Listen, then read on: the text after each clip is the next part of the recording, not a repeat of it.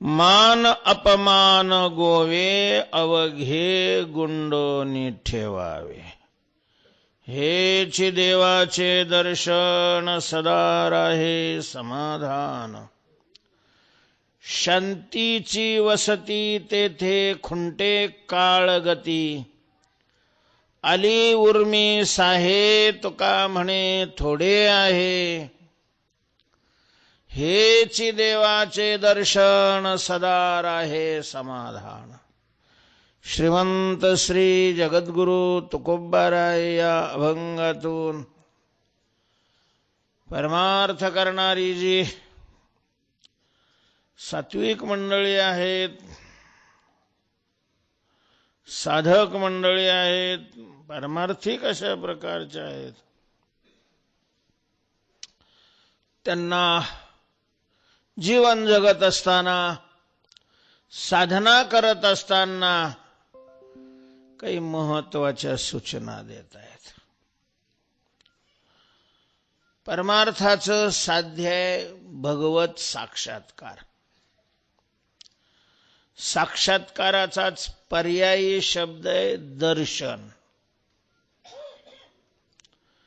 शास्त्रामध्ये दर्शन या शब्दाचा अर्थ साक्षात्कार आहे. साक्षात्कार या शब्दाचा अर्थ त्या वस्तूचं यथार्थ ज्ञान. वृत्तीचा आणि वस्तूचा संबंध होऊन जे अपरोक्ष ज्ञान होतं, प्रत्यक्ष ज्ञान होतं, त्या ज्ञानाला साक्षात्कार म्हटलं जातं. तुम्ही आम्ही जे दर्शन करतो ते दर्शन नाही, ते वंदन आहे. वंदन वंदन हा भक्तीतला, नवविधा भक्तीतला एक प्रकार आहे. वंदन शब्दाचा अर्थ भगवंताच्या चरणावर मस्तक ठेवणं, नतमस्तक होणं. पण व्यवहारामध्ये त्या नतमस्तक होण्याच्या क्रियेला दर्शन अशा प्रकारचं म्हटलं जातं. दर्शन शब्दाचा तो अर्थ नाही. आणि म्हणून दर्शन शब्द ज्या वेळेला संत वाङ्मयात आलेला आहे, त्यावेळेला त्या दर्शनाचं स्वरूप, दर्शनाची फल, दर्शनाचा अधिकार जो सांगितलेला आहे तो याला नाही लागू पडत.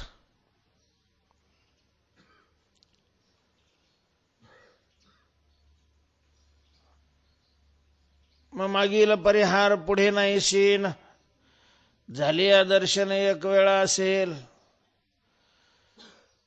किंवा आता कोठे धावे मन तुझे चरण देखली असे,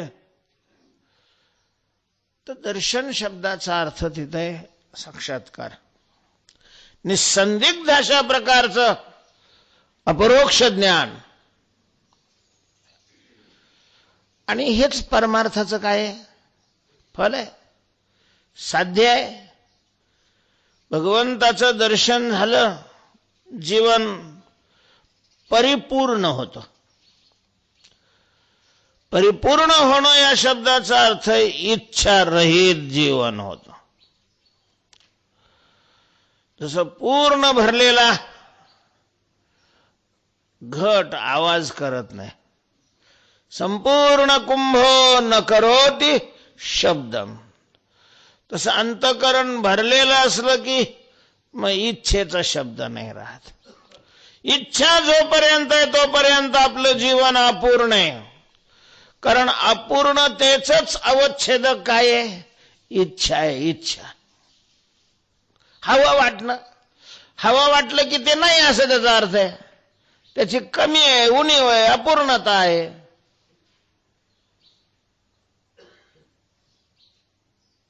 दर्शन झाल्यानंतर ही इच्छा राहत नाही.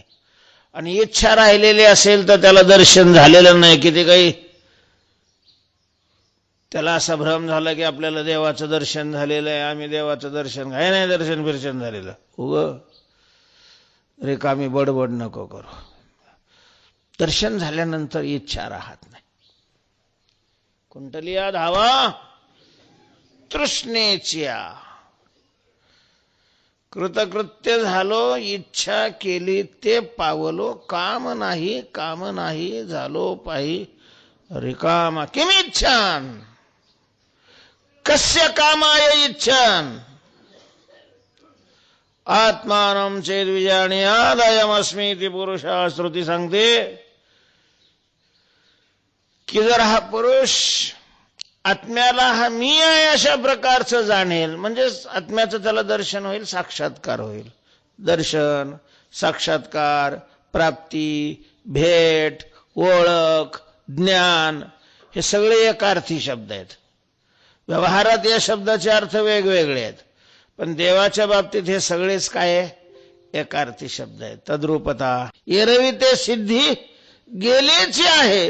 हे दोन्हीचे उपाय सुख दुःखाशी. ज्याला दुःख प्राप्त करून घ्यायचंय त्याने इच्छा वाढवायच्या,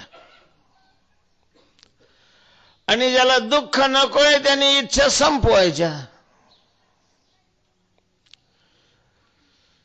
विहाय कामान्य सर्वान् पुमांश्चरति निस्पृहा निर्ममो निरहंकारः स शांतिम अधिगच्छति. तेव्हा तो शांतीला प्राप्त होतो ज्याच्या ठिकाणी कसलीही इच्छा नाही. जितक्या मोठ्या इच्छा तितकी मोठी दुःख असतात.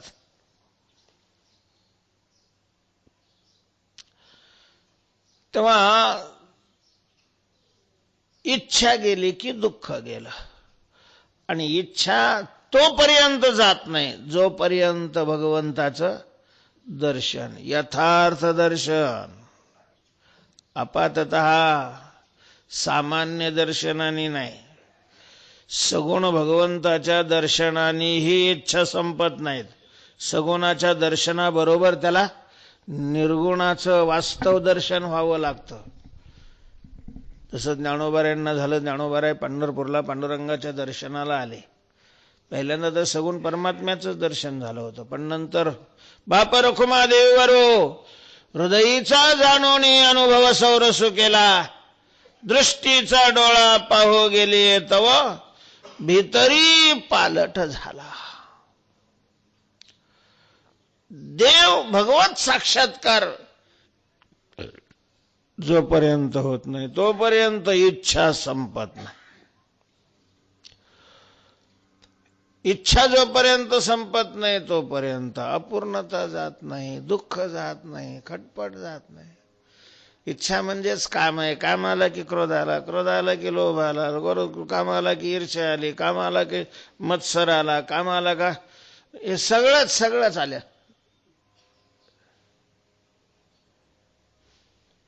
त्यामुळं दर्शन हे आपल्या साधनेचं साध्य आहे.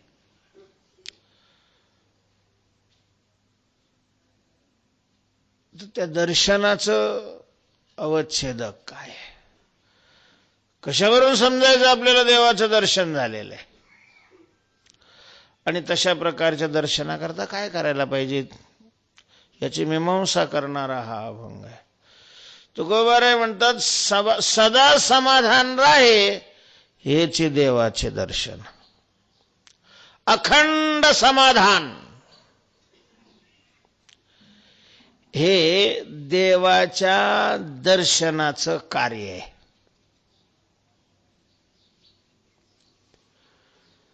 आपलं असतं समाधान पण मनासारखं झाल्यावर.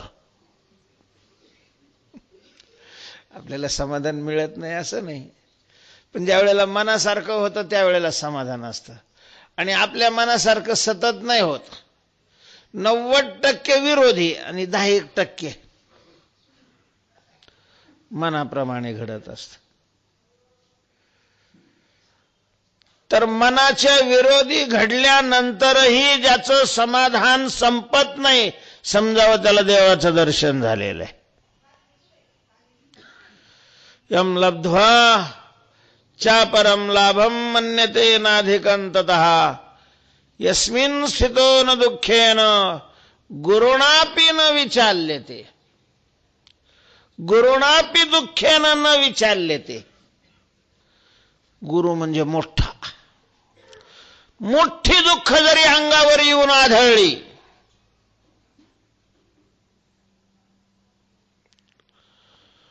मोठी दुःख म्हणजे प्राणसंकटासारखी, शस्त्राने शरीर तोडलं जातंय, अग्नीमध्ये फेकलं जातंय, शस्त्रेवरी तोडलिया, देह आगीमाजी पडलिया, चित्त महासुखी पहुडलिया, चेऊची नये. अखंड समाधान, संतुष्ट सततम, सतत संतुष्ट, ही स्थिती देवाच्या दर्शनाची वरची स्थिती. देवाचं दर्शन झाल्यानंतर असं घडतं. असं घडत असेल तर मग काय झालंय, देवाचं दर्शन झालेलं नाही, तर काही नाही संबंध देवाच्या दर्शनाचा. मग अशा प्रकारचं सतत समाधान राहण्याकरता काय करावं, त्याचे काही उपाय तुकोबारायांनी या अभंगामध्ये सांगितलेले आहेत. सतत समाधान राहण्याकरता काय करावं, तर मान अपमान गोवे अवघे गुंडोनी ठेवावे. पहिलं काम करावं. आता दर्शन झाल्यानंतर तर समाधानच राहतं, पण अजून दर्शन झालेलं नाही, आपण साधनेमध्ये आहोत. मग त्या दर्शनाला अनुकूल वातावरण बनवण्याकरता काय करायचं, तर पहिला घटक, पहिली गोष्ट तुकोबाराय सांगतात की मान अपमान ही द्वंद्व आहेत. या द्वंद्वाला फेकून द्यावं लागतं महाराज. परमार्थ करणार आणि द्वंद्वाला काय करावं लागतं, शरीरा अभिमानी जीवावर द्वंद्व येऊन आदळतातच. द्वंद्वच येणार नाही असं नाही, द्वंद्व आपल्या जीवनात येऊच नाही असं आपल्याला वाटत असतं. आपल्याला वाटतं आपला कोणी अपमानच करू नये, असं कधीच शक्य नाही.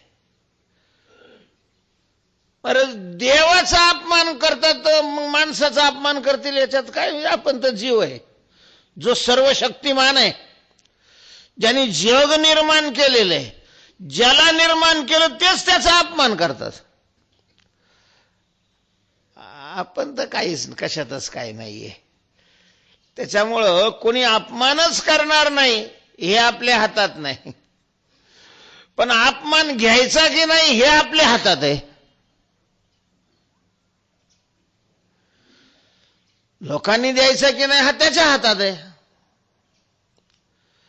पण आपण घ्यायचं की नाही हे काय आहे, आपल्या हातात आहे.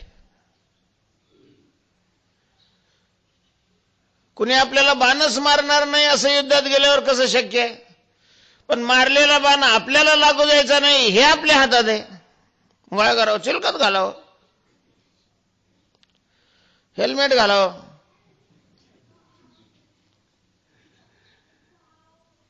तसं मान अपमान या दोन्हीही गोष्टी समाधान बिघडवणारे आहेत.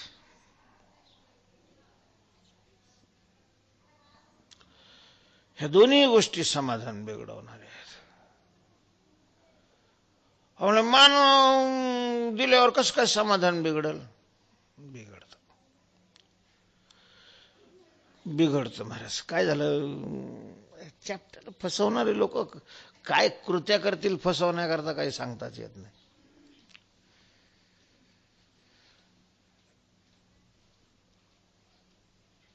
लग्न कार्याला मोठा कार्यक्रम असला तर भांडी विकत घ्यायची, तर पुन्हा कार्यक्रम झाल्यावर काय करायचे, परवडत नाही म्हणून माणसं तेवढ्यापुरती काय करतात, भाड्याने आणतात.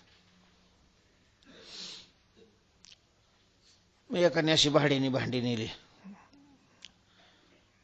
50 ताट, 50 वाट्या, 50 ग्लास, चमचे असे नेले, आणि परत देत असताना 60 वाट्या, 60 चमचे, 60 ग्लास 60 ताटं दिली. तो म्हणे अहो तुमचे 50 तुम्ही नेले होते. तो म्हणे असं कसं काय म्हणे, कारण आम्ही दुसऱ्याकडून भांडे आणले नाही आणि आमच्याकडं भांडे नव्हते, जे आहे ते तुमचेच होते, धुवून सगळेचे सगळे तुमचे आणलेले आहेत, असं कसं काय होईल. मग त्यांनी ते देणारला विचारलं. ते म्हणे नाही 50 दिलेले, मोजून दिलेले. त्याने आपला सगळा आराखडा पाहिला, आपल्याकडे सगळे भांडे किती होते, कोणाकडे किती गेलेले आहे, शिल्लक किती आहे, तरी याचे भांडे काय वाढून आलेले. ते म्हणे नाही हो वाढतात भांडे. ते म्हणे मग जनले असतील. भांडे काय झाले असतील, जनले असतील. आता लोक असे लोभ आहे, तर त्याला तरी पटत होतं का भांडे जनले. त्यांनी लिहून घेतलं त्याच्याकडून की बा 10 ताट 10 वाट्या जनल्या. आणि मग असं ज्याच्याकडे भांडे गेल्यावर जनतात त्याला कोण देणार नाही. पुन्हा महिने 1.5 महिन्याने पुन्हा त्याने भांडे मग 150-150 नेले, पुन्हा 5-25 वाढवून दिले. 4-5 वेळेला असं केलं. प्रत्येक वेळेस जनायची असते. जनत होते तर याला बरं वाटत होतं. आणि मग 2-3 महिन्याने त्यांनी सांगितलं आमच्याकडं लईच मोठा कार्यक्रम आहे, 10-5 गावाला जेवण द्यायचं आहे. तुमच्याकडे असलेले तर सगळेच द्या, पण तुमच्या ओळखीनं अनेक. याला वाटलं जनलेले काढून घेऊ, त्याचे त्याला परत देऊन टाकू. भाडं बी देत होता, पुन्हा भांडे वाढवून द्यायचा. भले ट्रकभर गोळा करून भांडे दिले, ते पुन्हा परतच आले नाही. मग त्याला भेटला का रे अहो तुम्ही भांडे परत नाही दिले. ते म्हणे मेले. असं कुठं भांडे मरत असतात काय. वा म्हणले मग जनतात कसे काय. तुला जनत होते तेव्हा लय गोड वाटत होतं, आता मेले कोण. आता काय जाणार हा कोर्टामध्ये, कारण जनले त्यावेळेला घेतले नाही. आणि तस मान ज्याला मिळतो त्याचा अपमान निश्चितच होतो. ज्याला जितका मोठा मान मिळत असतो त्याचा तितका मोठा अपमानही होत असतो. महाराज उगाच सर्वसामान्य ज्याला या कोणी म्हणतच नाही, त्याला हे जाय बाहेर म्हणलं तरी काय होत नाही. जाऊ देवा त्यांचं काही काम असेल, चला बाहेर जा म्हणतात तर जाऊ जाऊन बाहेर. पण ज्याला या ऐकायची सवय झालेली आहे, त्याला जर नुसतं या नाही म्हणलं, जा बी नाही म्हणला, पण याच्या पुढे डबल या लावला नाही, तरी त्याचा चेहरा फोटो काढावा असा होतो.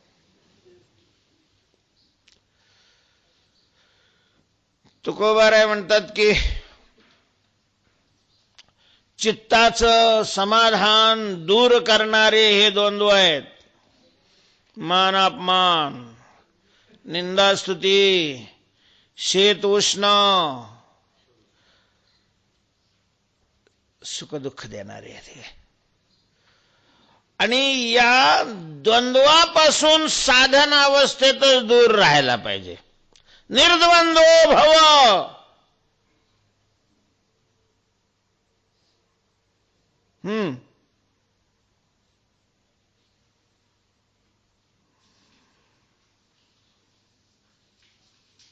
ततो युद्धायुज्यस्वन एवं पापमोक्षसी.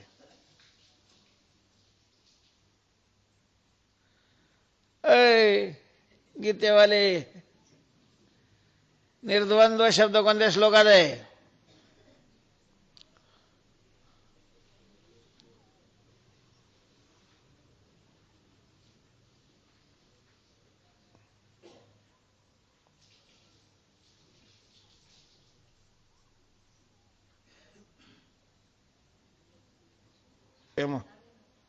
द्वंद्वाती तो नाही तो तर असतो निर्योग क्षेम आत्मवान. हे पुढचं झालं, त्याच्या पहिलं चरण. खालची वळ आली की सगळी. 45वा श्लोक आकडा सांगतो मी, दुसऱ्या अध्यायातला 45वा श्लोक. त्रैगुण्य विषया वेदा निस्त्रैगुण्यो भवार्जुन निर्द्वंद्वो नित्य सत्वस्थो निर्योग क्षेमात्मवान. निर्द्वंद्वो नित्य सत्वस्थो निर्योग क्षेमात्मवान. साधकांनी आपलं जीवन कसं बनवावं याच्याकरता भगवंतांनी या श्लोकामध्ये सूचना केलेल्या आहेत. त्यामध्ये निर्द्वंद्व भव, द्वंद्वरहित झालं पाहिजे. संत द्वंद्वरहित असतात. द्वंद्वातीतो विमत्सरः किंवा 15व्या अध्यायात म्हटलेलं आहे. द्वंद्वैर्विमुक्त सुख दुःख संज्ञेर गच्छन्त्य मूढा पदमव्ययंतद जिही द्वंद्वाधिक दुराविले. कोण पुण्यांचा होईन सेवक जिही द्वंद्वाधिक दुराविले. संतांच्या ठिकाणची सिद्ध असतात लक्षणं, साधकाने साधना करून आपल्या ठिकाणी ती बनवावी लागतात. तेव्हा निर्द्वंद्व. तर निर्द्वंद्व या शब्दाचंच एक कडी आहे की मान अपमान गोवे. मान आणि अपमान फार महत्व दिलं जातं महाराज याला. जगामध्ये आजपर्यंत जे युद्ध झाली, जो विनाश झाला, वाटोळ झालं, त्याची जी काही वेगवेगळी कारणं आहेत त्याच्यापैकी मान आणि अपमान. महाभारतामध्ये एवढं नुकसान झालं पृथ्वीवरच्या समाजाचं. करोडो कलाकार, करोडो शास्त्रज्ञ, करोडो अशा प्रकारचा लोकांच्या रक्ताचा पूर व्हायला. आणि या सगळ्याला मूळ कारण जर कोण असेल तर ते दुर्योधनाचा झालेला अपमान. त्या मै सभेमध्ये पाहायला गेलं ते, त्याला वाटलं जमीन आहे, सरळ चाललं ते. त्या मै सभेमध्ये असं बनवलेलंच होतं, ती मै सभाच होती, दैत्यानेच बनवलं. तिथं जमीन असलं का पाणी आहे असं वाटायचं. म्हणून माणसं लगेच सावध आचे खोचे खाऊन चालले तर काहीच नाही असायचं. हे काहीच नाही बा. आणि तिथं खरंच पाणी आहे, तिथं जमीन दिसायची. त्याला वाटलं जमीन आहे, ते पडलं.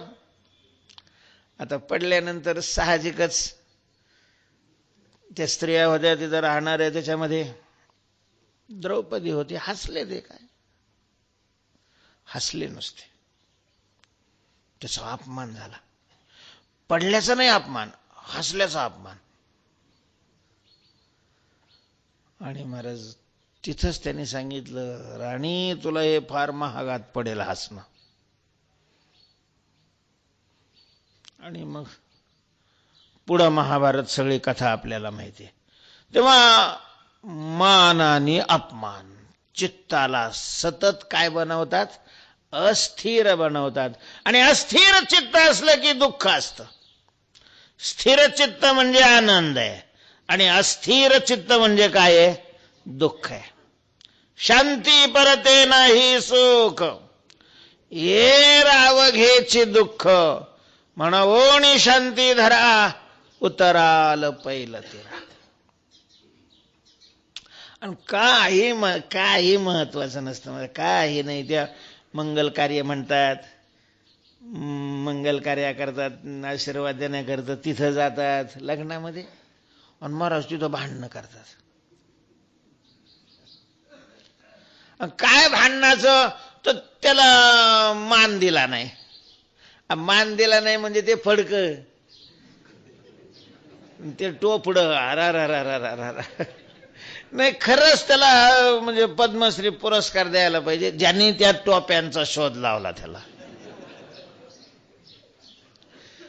काहीच चव नसते त्या टोपीला. एक तर ही टोपी वापरीत बी नाही, त्या टोप्या वापरण्याच्या लायकीच्या बी नसतात, आणि ती टोपी दिली नाही म्हणून. पण लग्नातच भांडण. किती महत्व द्यायचं मानाला? खरंच आपली लायकी असते का लोकांनी मानाव्याची? याचा असा विचार करूच नाही का आपण? मान आणि अपमान याला देह अभिमान मूलक आहे. मान अपमान देहाभिमान मूलक आहे. आणि देहाभिमान हा जीवाला गोवणारा आहे. जो देवाकडे जाऊ देत नाही, समाधानाकडे जाऊ देत नाही, सुखाकडे जाऊ देत नाही, तिथंच त्याला बांधून ठेवतो आणि दुःख भोगायला लावतो. त्याचं नाव आहे देहाभिमान.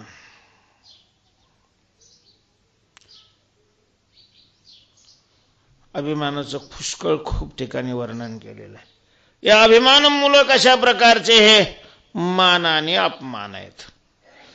परमार्थ करणाऱ्यांनी महाराज मान अपमान याला गोवा समजावा, बंधन समजावं आणि घरातला ढेकून जसा बाहेर फेकला जातो तसा आपल्या जीवनातून त्याला काय करावं, फेकून द्यावं. सोपं नाहीये,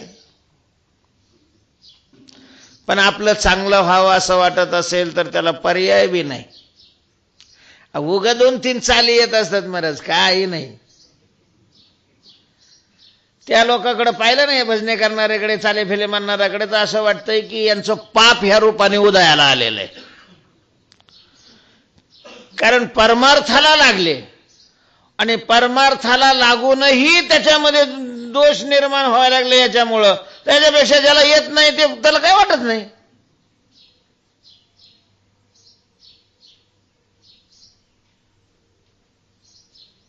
तुकोबाराय म्हणतात हे जे मान आणि अपमान बा चुलीपर्यंत गेलेलं आहे महाराज. घर फुटायचे तेच कारण आहे, पक्ष फुटायचे तेच कारण आहेत, फळं फुटायचे तेच कारण आहेत. सगळ्याला मान, आम्हाला मान दिला नाही, आमचा मान दिला नाही. सारखी मानाची अपेक्षा असते महाराज, सगळ्याला प्रत्येकाला मानाची अपेक्षा. संसाराच्या ठिकाणी दृष्टीने ठीक आहे ते, परमार्थामध्ये दूषण आहे. दूषण आपल्याला मानावं अशी मनात अपेक्षा असणं हेच आपलं पतन आहे, लक्षात ठेवा. काय असतं भजनामध्ये, पुढं म्हणला मागं म्हणला तर काय फरक काय पडतो. उलट मागं म्हणणारा जसा गाडीत बसणारा निवांत असतो, तसं म्हणता म्हणता घसरला, थोडासा स्वरातून खाली गेला, पुढे गेला, एखादा अर्ध म्हणलं, अर्ध दिलं सोडून, काही ताण राहतो, निश्चिंत राहतो. ड्रायव्हर तसा निश्चिंत राहतो का? त्यानं आपला असं केलं, डोळे झाकलं, चालेल का त्याला? आता पुढं म्हणणं धोकादायक आहे, तसं तरी पुढं म्हणावं वाटतं महाराज. त्याला मानाचं स्वरूप आहे. असं काही नाही, कुठं कुठल्याच गाठ्यात मला तर नाही असं वाचायला मिळालं की बा पुढं म्हणणारला पुण्य जास्त असतं, पुढं म्हणणारला देव जवळ करतो. उलट पुढं म्हणला की त्याला अभिमान होतो, ना अभिमान झाला का देव त्याला कुठं फेकून देतो. आणि देवाच्या जवळ जाण्याकरता तर भजनं करायचे, कीर्तन करायचे, सप्ते करायचे. हा सगळा परमार्थ तर देवाच्या जवळ जाण्याकरताच आहे ना. जेणे घडे नारायणे अंतर आहे, तर त्याच्यात ह्यो मान पण आहे.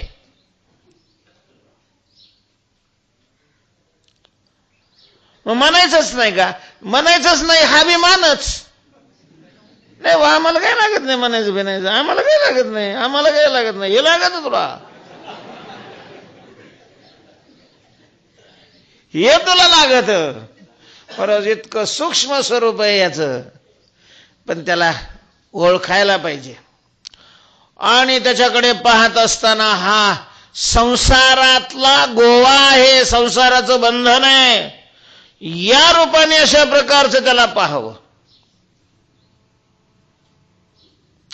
मान अपमान गोवे आहेत आणि म्हणून साधकाने असे गुंडाळून त्याला फेकून द्यावं.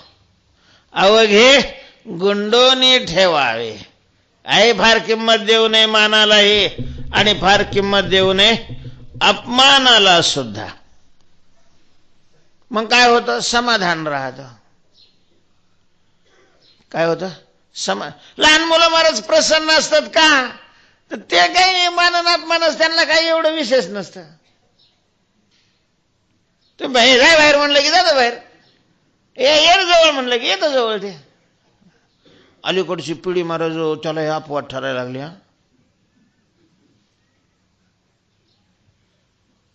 आणि त्याच्यामुळं लहानपणी आत्महत्या करायला लागली. त्याला तो अपमान नाही सहन झाला. एवढंच पिल्लू राहतं, त्याला बी अपमान नाही सहन होत.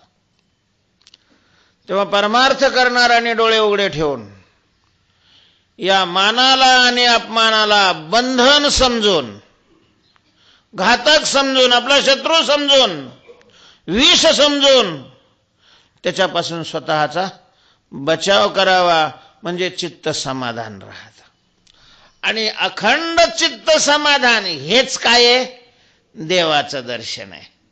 हेच देवाचे दर्शन. सदा राहे समाधान. देवाचं दर्शन व्हायचं म्हणून पूजा करायची, पूजा सोहळ्यात करायची म्हणून सोहळं घालायचं, आणि ते इतकं तनतन करतं त्याला म्हणावं असं वाटतं की याच्यापेक्षा तू तिकडंच पालथा पडलेला चांगला. तुझं चित्त एवढं जर अस्थिर होत असेल देवाची पूजा करत असताना, तर हे पूजा नाही. स्थिर असावं चित्त. कशामुळंच त्याच्यामध्ये खळबळ निर्माण होऊ नये. कशामुळंच? अपूर्णतेमुळेही नाही आणि परिपूर्णतेमुळेही नाही, अनुकूलतेमुळेही नाही आणि प्रतिकूलतेही मुळे नाही. सदा समाधान राहणं हे देवाचं दर्शन आहे.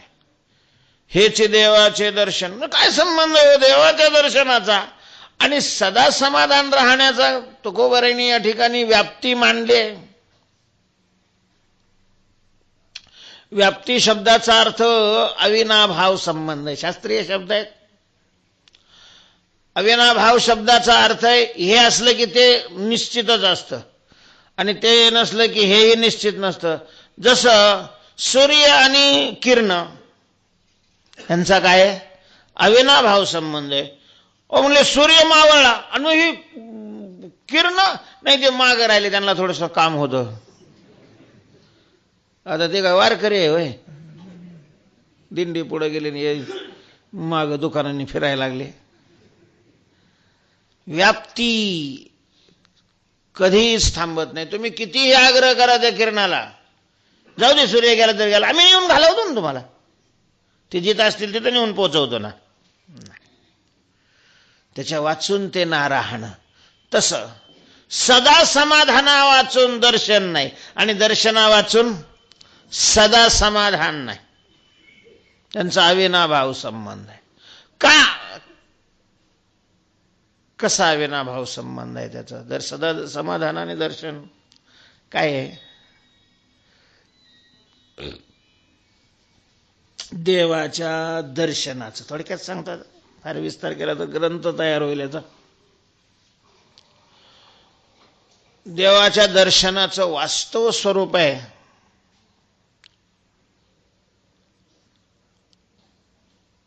सगळं ब्रह्म आहे. सर्वम खल्विदम ब्रह्म, सगळा परमात्मा आहे.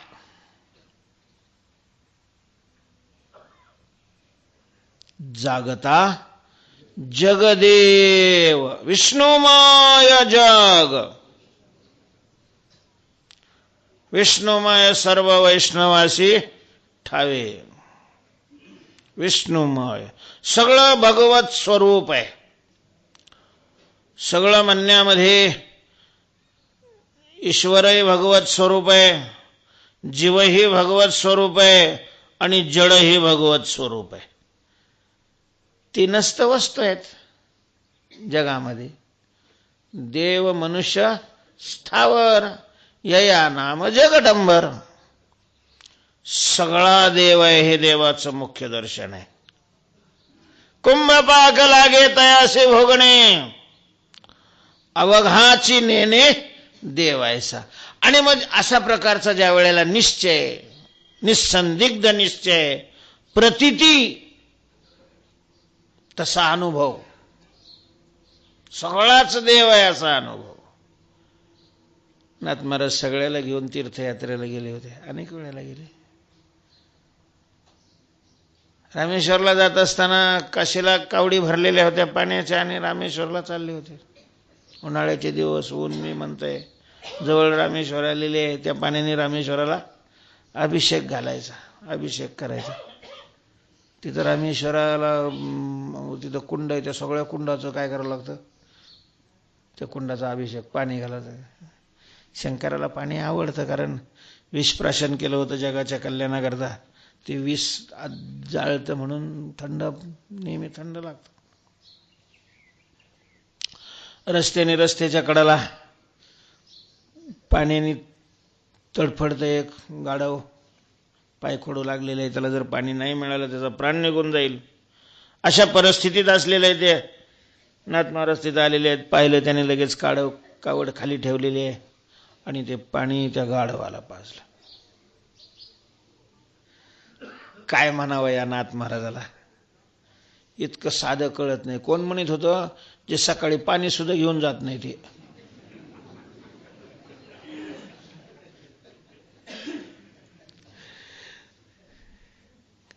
अहो, रामेश्वराला आणलेलं पाणी नाथ महाराजांनी कोणाला पाजलं, गाढवाला पाजलं. असं कसं काय बरं नाथ महाराज गाढवाला पाजतील पाणी? लोकांना ते गाढव दिसत होतं, नाथ महाराजांना साक्षात रामेश्वर दिसत होता. हा संतांमध्ये आणि आपल्यामध्ये फरक असतो. तर सगळा जड पदार्थही देव स्वरूप आहे अशा प्रकारची प्रतीती जर आली, भेदच नष्ट झाला. या पंढरपूरमध्ये अनेक भक्त राहत होते, त्याच्यामध्ये एक राखा, बंका आणि वंका, बंका राखा असे पती पत्नी आणि मुलगा मुलगी 3 जण होते.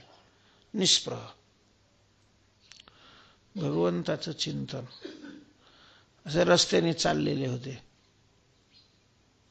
राखा पुढे चाललेला होता, रस्त्याने चाललेले होते आणि त्याने पाहिलेलं आहे की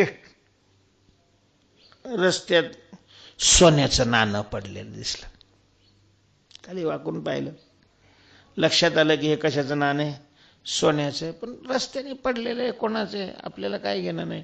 पण पाठीमागून पत्नी येते, मुलगी येते, तर त्यांना लोभ निर्माण होऊ नये म्हणून मुठभर ओंजळभर माती घेतली आणि त्याच्यावर टाकून दिली, गेले पुढं. पत्नीने पाहिले की मालक इथं खाली वाकले, माती टाकली, नेमके काय टाकले, कोण घाणपीण केले काही, म्हणून त्यानं पाहिलं. त्यांच्या लक्षात आलं की का टाकलेले, मग त्याने अजून ओंजळभर टाकली. माग मुलगी येते बा, तिचा लोभ व्हावा, तिच्या मनात त्याच्याविषयी लोभ नाही निर्माण व्हावा. पाठीमागून ते आलेले, तिनं पाहिलं की वडील या ठिकाणी थांबले, आई थांबली, असं काय आहे इथं, म्हणून ती माती टाकली होती, पायाने माती सारली, पाहिलं तर सोनं, आणि मग ती मोठ्याने बोंबलली. पोरगे बोंबलल्यावर मग ते मागं आले ना, काय झालं रे बाळ, काय झालं, ठेस लागले का? ते म्हणे नाही. मग रडायला काय झालं तुला, का बोंबलते? तुम्हाला काहीच नाही, माझ्या नशिबाला दोष देते मी. पण काय असं काय तुझ्या नशिबामध्ये घडलेलं आहे? ते म्हणे मला असं वाटत होतं की मी साधू संतांच्या पोटी मला जन्म मिळालेला आहे, पण मी तर निकृष्ट लोकांच्या पोटाला जन्माला आले. का बरं असं का वाटतं तुला? ती म्हणे ती काय, हे त्याचं उदाहरण आहे. तुम्ही बाबा तुम्हाला हे दिसल्यानंतर थांबले, माती टाकली त्याच्यावर, बरोबर आहे का नाही? हा, म्हणजे त्याच्यात मातीत तुम्हाला काय दिसला? भेद दिसला ना. अशा प्रकारच्या ज्यांना मातीत आणि सोन्यात भेद दिसतो, अशा दुर्दैवी माणसाच्या घरी मला जन्म मिळाला. कारण पारमार्थिक नजर ती आहे की समलोष्टाश्म कांचन,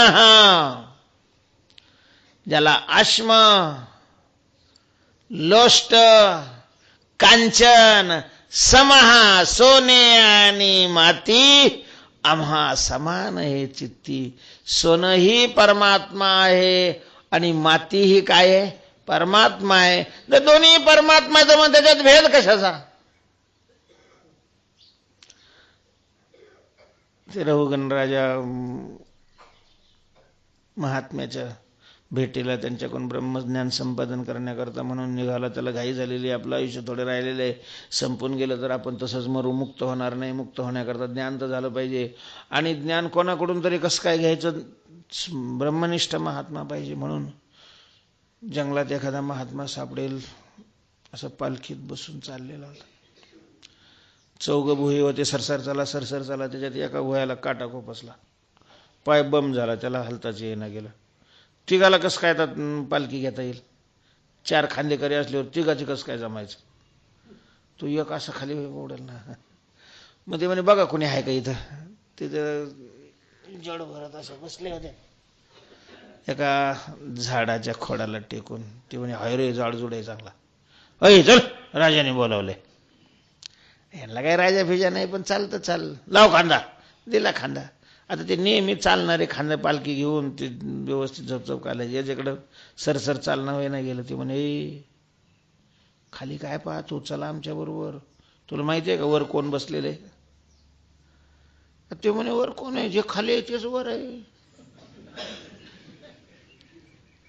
जे खाली आहे पाय रस्त्यावर किडा मुंगी, त्याच्यातलीच एक किडा मुंगी वर आहे. म्हणजे खालचं जर ब्रह्म आहे तर वरचंही काय ब्रह्म आहे. ते राजाने ऐकलं, लगेच खाली पालखी ठेवली, दर्शन केलं. तेव्हा भगवंताचं हे मुख्य दर्शन आहे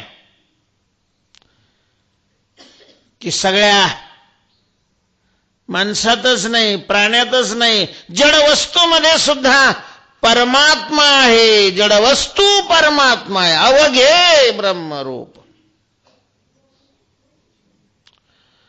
आणि मग चित्त जर ब्रह्माच्या ठिकाणी असं स्थिर झालं तर अस्थिर होण्याचं काही कारण नाही, सदा राहे समाधान.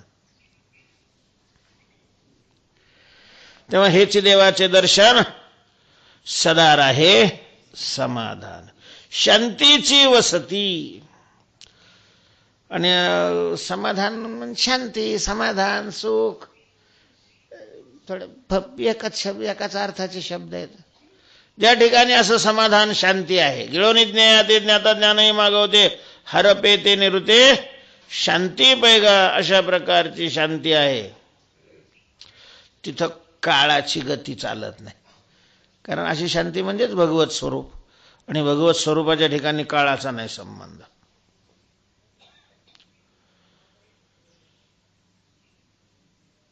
त्या शांतीचा केव्हाही नाश नाही, त्या शांतीला अंत नाही, देशानी नाही, कालानी नाही, आणि वस्तूनी अशा प्रकारचा नाही. तर अशा प्रकारची शांती, असं समाधान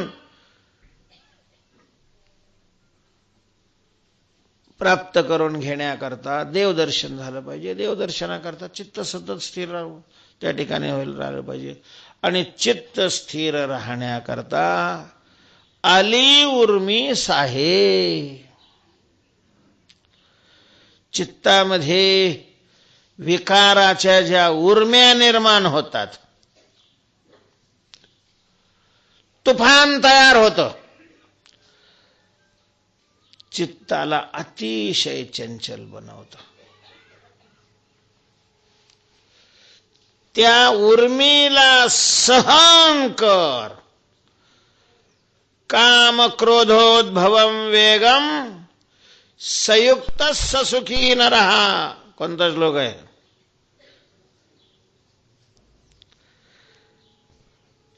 शक्नोती हैवय सोडून प्राक शरीर विमोक्षणात. शरीर विमोक्षणात प्राक, शरीर सोडायच्या पूर्वी म्हणजे जिवंत असताना. यहा जो काम क्रोधोद्भवम वेगम शक्नोती, काम क्रोधापासून निर्माण होणाऱ्या वेगाला काय करतो? सहन करतो, थोपवतो. त्याच्याबरोबर वाहवला जात नाही. सर्वसामान्य तुम्ही आम्ही अंतःकरणामध्ये असं तुफान निर्माण झालं की त्याच्याबरोबर जसा पाचोळा वावटळीमध्ये उडतो, तसे काय होऊन जातो? उडून जातो. दुःख. पण सहा सुखी न रहा. तो सुखी असतो जो त्या उर्मी बरोबर काय होत नाही? वाहवला जात नाही. अंतःकरण आहे तोपर्यंत हे विकार असतातच, कारण ते अंतःकरणाचे धर्म आहेत. आणि धर्म धर्मीला सोडून राहत नाहीत. म्हणून जोपर्यंत अंतःकरण आहे तोपर्यंत काम, संकल्प, विचिकित्सा, श्रद्धा, अश्रद्धा, धृती, धीर, धीर, भीर सर्वम मन एव, हे सगळे त्याचे विकार आहेत, ते असतातच. फक्त विकार निर्माण झाल्यानंतर त्या विकाराला थोपवण्याची शक्ती कोणामध्ये, आणि ती शक्ती नसल्यामुळे त्याच्याबरोबर वाहून जाण्याची शक्ती. रागाला दिला तोला, पोरानं सांगितलेलं ऐकलं नाही, दिली कानामागं, त्याच्या पोराच्या कानामागं दिली तर ते पोरग मग ह्याच गेलं, दिली उडी टाकून येरीत, आणि मग बसतो रडत आयुष्यभर. आली उर्मिस आहे तेव्हा राग आला तरी जो शांत राहतो, लोभ निर्माण झाला तरीही शांत राहतो, ईर्ष्या निर्माण झाली तरी शांत राहतो. अशी उर्मी जो सहन करू शकतो त्याच्याकरता मग देवदर्शन लांब नाही. आली उर्मी साहे, उर्मीला जो सहन करतो थोडे आहे, त्याच्याकरता परमार्थाचं साध्य अगदी जवळ अशा प्रकारचं आहे, थोडकं राहिलेलं आहे. तेव्हा आली उर्मी साहे, तो का म्हणे थोडे आहे, हेच देवाचे दर्शन सदा राहे समान. पुंडलिक वरदारी विठ्ठल.